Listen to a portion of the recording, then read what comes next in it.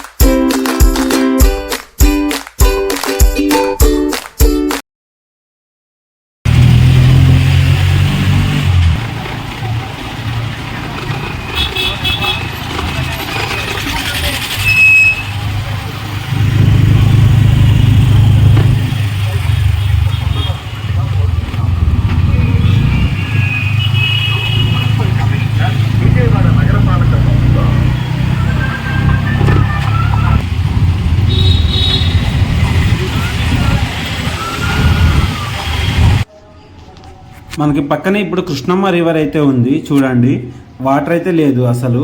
ఇప్పుడు చూడండి, మనకి టైమ్స్ ఆఫ్ ఇండియా మన అమరావతి స్టాచ్యూ అయితే ఇక్కడే ఉంది.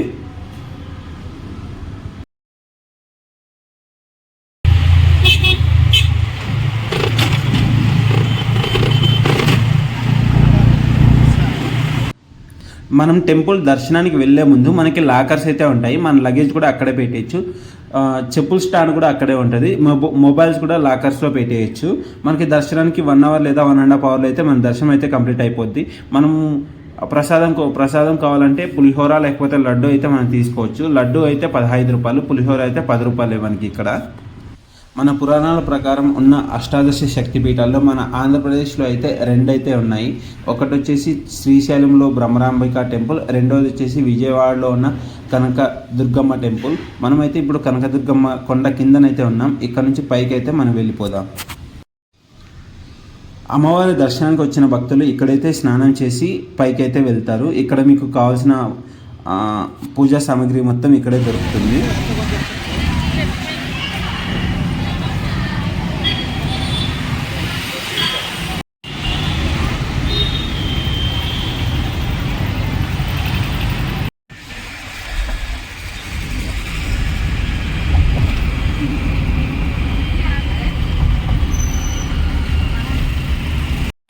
ఇక్కడ నుంచి విజయవాడ వ్యూ అయితే చూడండి.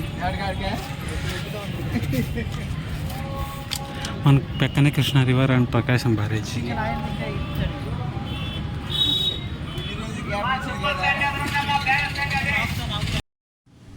ఇప్పుడే నా దర్శనం అయితే అయిపోయింది. నేనైతే పులిహోర లడ్డు అయితే తీసుకున్నాను. జస్ట్ 1 అవర్లో దర్శనం అయిపోయింది. ఇప్పుడైతే నేను విజయవాడ బస్ స్టాండ్కి అయితే వెళ్తున్నా. మావూరు పని బస్సు.